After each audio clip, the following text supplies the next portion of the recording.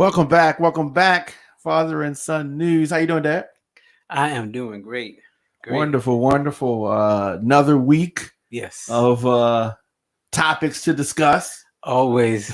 Always. And It's always good. yeah, and I don't think that it's going to get, any. I don't think we're going to be in a news drought anytime soon. You don't think it's gonna slow up? No. And of course, I mean, you had Labor Day, and how was your Good holiday? Yeah, mine was great. Yeah. I spent it with my sons Yeah. and my family. Yeah. Great. And so it's always good to have that family time. And I think that is a interesting segue into the first topic that I want to discuss. And that is this Texas abortion law. It is, I don't know. So all my life, this debate has been going on about abortion. Should women have the right to choose? Yes, no. And Republicans have been constantly trying to find a way to tell a woman what she should do with her body. Right. What were your thoughts when you found out about this Texas law and all of the Well, I'm not surprised, and they that's why they like Trump, because they think he at least he got us the Supreme Court. And so that's a feather in his cap for them. He got us the Supreme Court, but I wasn't surprised. And and we got some other things that coming down the pipe that people gonna be surprised about. But this is not a surprise. And they, as you said, all your life they've been trying to get this through. And everybody, every state is a copycat. So they gonna. Those Republican-controlled states. Yes, well, yes. Exactly. So they're gonna try to do the same thing over and over, and state by state. And the thing about it is that it is without question the woman's decision. I personally, obviously, I'm not in favor of abortion. I understand what the controversy is, but it's strange how the Republicans, they want to try to mandate certain things, and you look at all these kids, young kids, out on the streets, and they will kill them. After they come to life, they'll kill them. With a drop of a hat. But it's just hypocrisy. Yeah, it is complete hypocrisy, and I just found it to be so hypocritical that these same folks that are saying that wearing a mask is taking their liberties away are the same people that want to take the liberties away from a lady who has to carry the child. They want to take her liberties away to decide what happens.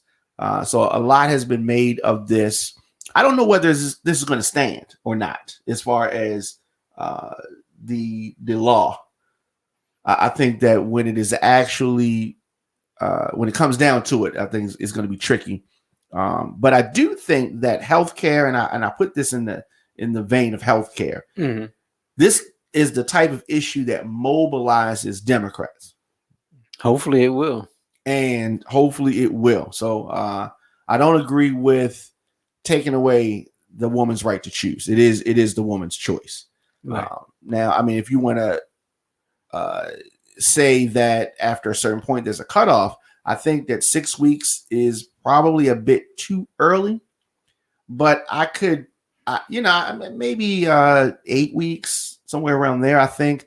But what really makes this law heinous is what they're calling the bounty hunter aspect. Ludicrous. That's what ludicrous. Really, I think that I don't think that anybody's really saying that I'm for abortion. Like, Mhm. but it's a tough decision. But when you add that element to it, I just think that just shows you how devious the people are who designed this in the first place. Right, and it shows you, right. Devious is a good word because it shows you how devious and desperate and scared these Republicans are. Yes. They are they're ready to fight,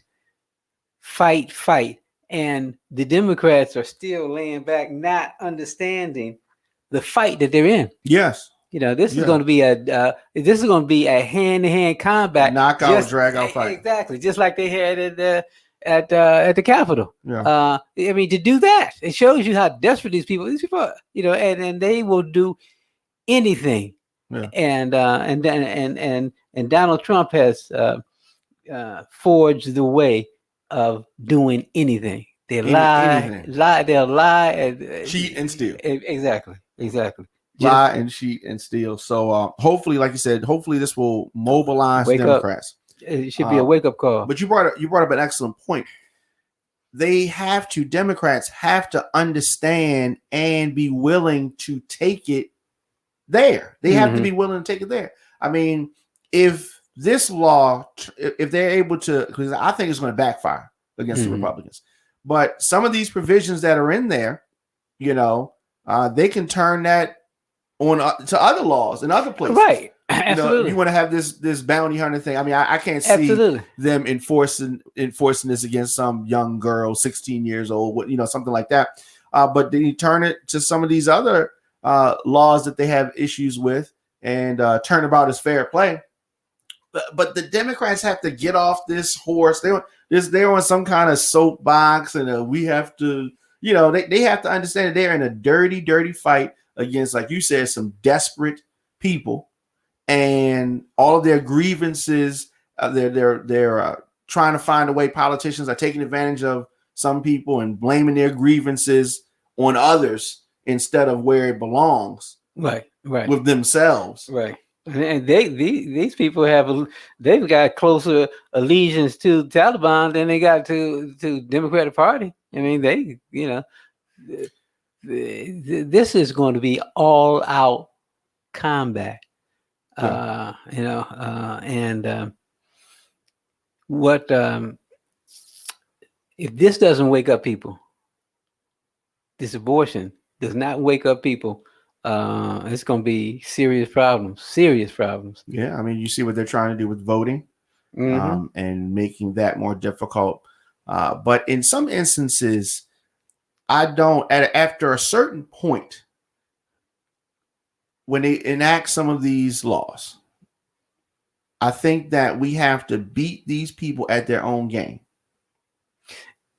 And I think that, beat them at their own game. So, and what do I mean with regards to some of the voting regulations? Yes, I don't agree with them. I wish it wasn't that way. But whatever the law is, we just have to do it. If you can't, if it's no drive-through, it's whatever the voting, whatever is outlined and detailed in the law, we have to do that. And if they're worried about lines and people staying in lines, you can't pass out water, then we have to make sure that all of our voters bring with you what you need. And we, because they clearly didn't have the votes to change it, to stop it from happening. So now we have to deal with whatever it is and educate the people. If they need some kind of ID, now is the time to start getting the IDs that they need and all of that kind of stuff. Because in those places where Democrats are not in the majority, can't control what's going through, it's either goes through or it doesn't. And if it goes through, what are you going to do? The reason why Republicans are pushing this type of foolishness is because they don't have the numbers. They can't mobilize their people because it's not enough of them. So they have to try to find ways to discount and cut off some of the numbers of Democrats and independents because they can't mobilize. They mobilize all their people, and you see what happened. Trump still lost. There's more people on the other side, and that's what they don't talk about. There are more of us than it is of them. And that's what it is. But hopefully, like you said, hopefully people are paying attention and understanding that this is a fight. It's not over. And I don't think it's going to ever necessarily be over. Right. And then we talking about voting. We've got to watch and see what happens on the 14th in California. That's important. Yes, and absolutely. That's going to send a message one way or the other. It's unfortunate and it is rare that I am pulling for Gavin Newsom in this situation over Larry Elders. Yeah. Please. Yeah. Or what's the young lady's name? Yeah. Well, I mean, I don't think that she's. You don't think she stands a chance? Yeah, she don't have a chance. Okay. She's no Arnold. They were talking to Arnold Schwarzenegger about, because when he got in, it was a recall, total recall, right? It was a recall, and that's how he was able to slide in there because of his fame and notoriety and all of that. But it's not going to work for the young lady, or the lady. Yeah. But yeah. So if this is not the first recall that they've done for him against him, Newsom. Yeah. No. Okay. I don't. Yeah, they've done others, and the thing about it is that if that governorship turns over to the Republicans, they ain't gonna never shut up. They gonna act like that was the presidency. I mean, because that's why. Yeah, and they're gonna think they're gonna start targeting some of these other places. Absolutely. That's why I'm saying that we got a lot of things to be shocked about. That's why I'm shocked about the abortion at all. And we have to realize that these people are playing hardball, and the Democrats play hardball. You got to play hardball. Yeah. If this is a baseball game, playing hardball, and you playing softball. No, they ain't playing softball. Dad, they playing wiffle ball. Right. You remember that little plastic ball? Yeah. They ain't even playing softball. They playing wiffle ball. Right. Like, this is for real. Like, this is for real. And if they just start targeting these governorships, they lose the race and then try to take them out on the back end. Or just any way necessary, by any means necessary. They're gonna do. Yeah, so we're gonna definitely continue to follow these situations and this news, and definitely looking forward to next week's California recall election. And you have the president, you have the vice president out there stumping for Gavin Newsom, and I think that this is going to really be a showcase of the power of the president, the influence of the president and the vice president, because if he loses, they're going to try to pin this as a loss for Biden and for Harris, and think that this is a foreshadow of 2022. Right, especially since there's not many states that's as blue as California. I mean, that they've been in the blue column. They've been automatic. Yeah, automatic. So, yeah, but this would be for a long time. All right, so we're going to take a break and come back and talk about Richmond and Robert E. Lee and the other Confederate traitors. Yeah. Right after this. 5 seconds.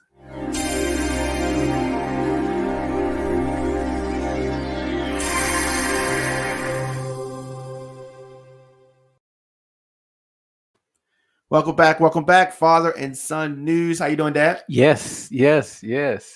So in Richmond, Virginia. Oh, Richmond. Place where my mother was born. That's right. Richmond, Virginia. Tore down a 12-ton statue.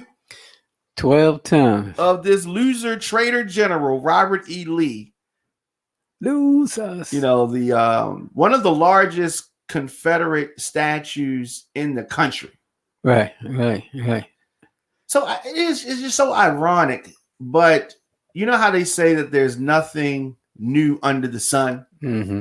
Nothing new under the sun. So you can see here today, they have, tagged the area where the statue is sitting, just defaced it with different messages. Nothing new under the sun. We had pandemic 100 years ago. We're having a pandemic now. 100 years ago, there was this outcry of white people in this country feeling like they were losing something, feeling like they had to broadcast and save the country for the way that they wanted things to be.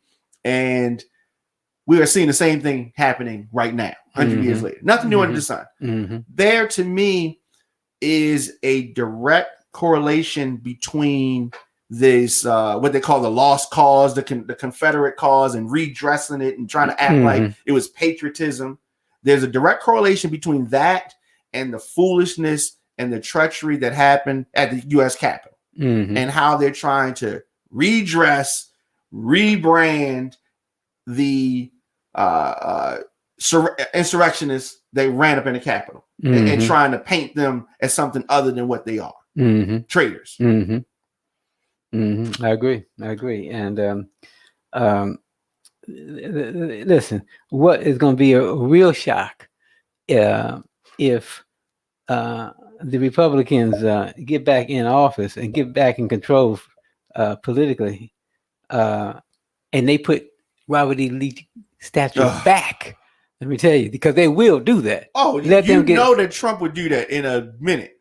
Yeah, Trump and all of them. DeSantis too? Yeah. Who? DeSantis. If he could get the presidency. Yeah, please. And they. But that says the message clear. And then so when you look at some clown like Larry Elder or any of these black Republicans that try to save face and act like their party doesn't stand for what it clearly does. Forget what it was in Lincoln's time. Things have morphed into what they are, and we have to talk about what it is in 2021, not in 1863. Right.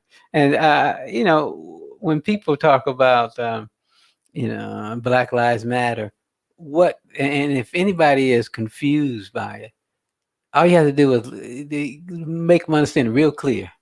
Black Lives Matter. Change it and just say Black people matter. Black Lives Matter. It means Black people matter, and that drives the point home real clear. Black people matter, and we're not going anywhere. We're here. We're not going anywhere. So the line is drawn. So we want to make this country great for the first time for everybody. Right. Because that's the key. Now, the key is for everybody. Right. Not just for white people. Right.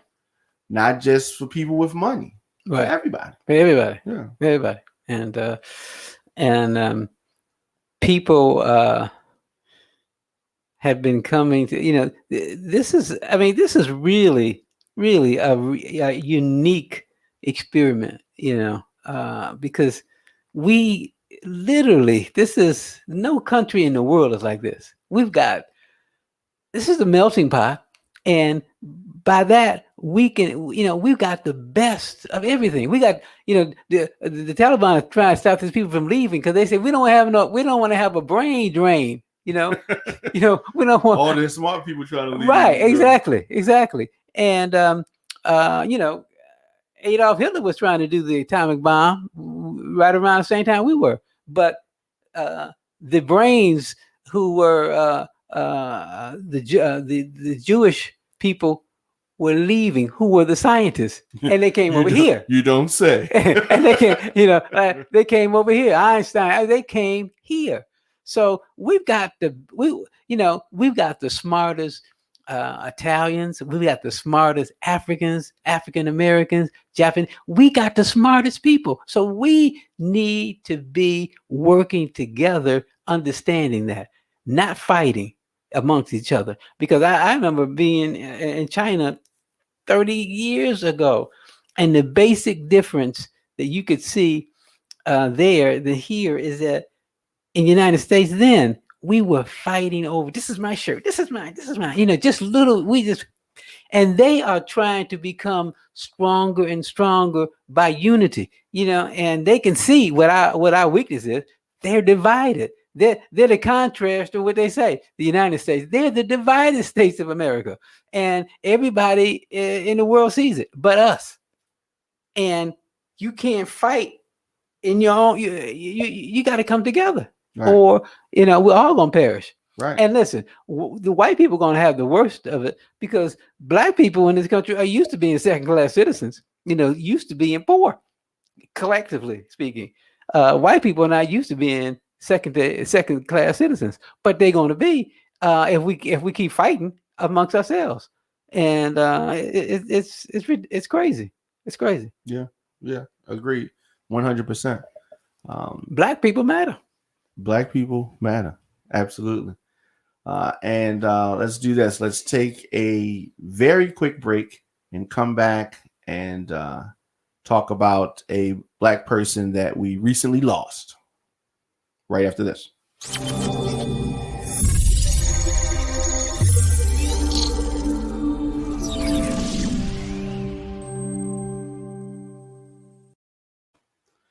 So welcome back, Father and Son News Show. Dad, how you doing? Yes. So over the weekend, we were got the unfortunate news of the passing of Michael K. Williams, actor.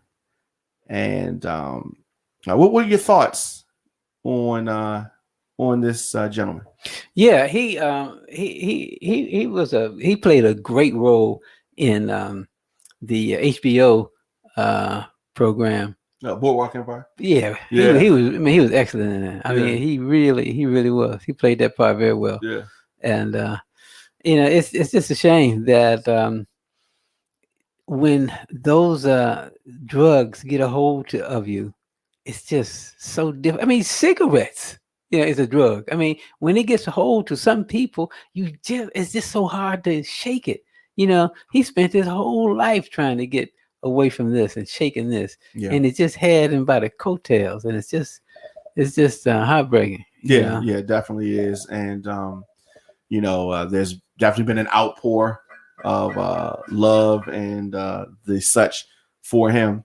And like you said, he struggled, and this was something that he dealt with for many years. Mm-hmm. And he's had some nominations, 4, I believe. Mm-hmm. And he could get this in his death, the award, the coveted award. Mm-hmm. But I heard something that a celebrity said.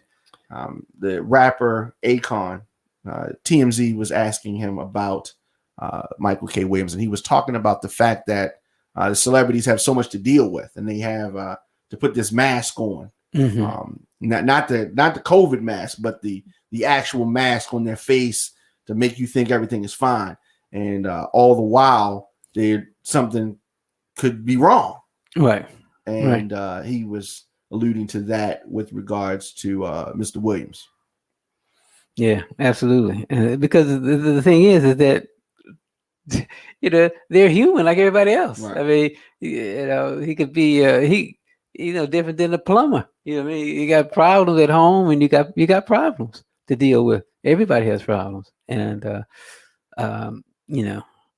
that and the drugs has just devastated our community. Yes. And taken out so many great people and great and talented people. Right. And and it's not just entertainment. I mean, you got doctors. I know some doctors that can't deal with stress and drug abuse, alcoholism. And it's a shame. And I don't talk about drugs.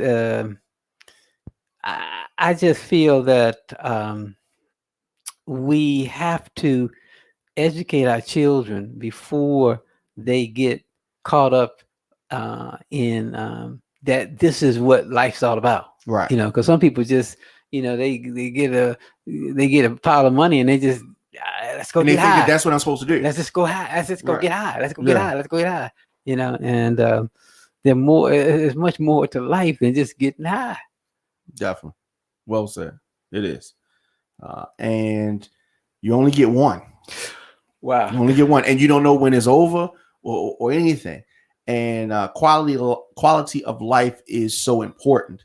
And you are really in a great stride right now, which we talk a little bit about what you do to maintain the level of quality in your life that you have right now. Yeah. That's important to me, and I know that. Listen, being at 72, feeling strong and healthy, I can't get no higher. I mean, that's a natural high, Yeah. because when I feel strong, man, I feel I feel invincible. I mean, that's the greatest feeling in the world. I mean, listen, when you uh, uh, can get on top of your physical ailments, um, and the best way to get on top of your physical ailments is to take care of yourself. Everybody knows. They just say, well, you eat fruits and vegetables, but it's simple. You should, and you're gonna feel better. 100%. I have. Your mother has said we'll go out, and she says it's never been a day that she said she regretted working out, but it's been days that she regretted that she didn't work out. And when you start to work out and get your body in shape, your body, you'll be communicating with your body, because your body will tell you, you got to go out. You don't know what you get anxious and you don't know what it is, but your body is responding to what you've been doing. You trained it to work out, and so it's letting you know that time to work out. It's Right. communicating with you. It's like and I feel people say, "What do you mean communicate with your body?" The guy who's lifting weights and he's trying to build his arms, he got to do it over, doing over, to build by over and over, and then finally the muscle starts to realize, oh, he wants to bulk up. He wants some muscle. And it will listen to you. But you've got to be able to know how to communicate with your body, Right. and your body will communicate with you when you get sick and you throwing up, and you know what I mean. You ate something wrong. Your body said, "Get this out of me." So you listen. I'm real close to my body. I mean, I that's all we are. And it's only a short time. I've been around the sun 72 times, and I don't know how many. I'm trying to do another 28 times. So let me tell you that when you put in the forefront that I want to be healthy, because you look at people and you say, wow, I was just at our apartment complex, and the gentleman, he couldn't get out the chair, and I turned him away because I know he was embarrassed, and he couldn't get. I didn't know. Should I help him? You don't know what. He could not get up, and so his wife came over, and then I left because I know how painful that is. And but it's like you just said about the actor putting on that mask. You don't know what people are going through. Right. You don't know what they're going through. You see the drugs and alcohol advertising, medicine proliferated on television, and people they will do whatever it says. It's programming. It's programming. And what I found out, D, is that you've got to get in tune with yourself, and you've got to be in control. You are in charge of you. Right. You know your body better than anybody. You've been with your body 30, 40, 50, 60 years. You know your body. And you just can't do whatever somebody says on television. You can't just take this pill, take this, take that. I mean, think about it. You'll have all these pills in your body, and then you're drinking coffee, wine, whiskey, beer, smoking cigars because you got a big deal. I mean, the body's incredible. It could take a lot. But on the same token, the abuse that you give it, if you gave it and worked with it, it will work even stronger for you and healthier. So I'm a scaredy cat. I'm too scared to get weak and tired. So I keep working out because I want to keep doing what I've been doing. Real simple. I want to keep bending down, playing with my grandkids, playing with my son, playing basketball, running, jumping. I've done it all my life, so I want to keep doing it. And so I want to see if I can do it, and when I'm 100. So y'all, hopefully y'all can stay here and watch me and see if we can do it. So how can people follow what you're doing? Go to DeesBabyBoomers.com. D's, just the letter D, S, DeesBabyBoomers.com. And yeah. And that's it. That's it. Thank you as always. Hey. All right. So I'll see you next week. And we're going to be on the other side of this California debacle. Oh, that's right. We talk about that. That's right. What we can talk about next week. That's right. And, so I'm going to make a prediction that Newsom is going to prevail. Yes, I'm predicting the same thing. But we're going to know for sure next week. Hey, and if our prediction is wrong and he doesn't prevail, we going to hell. Thanks, Dad. All right.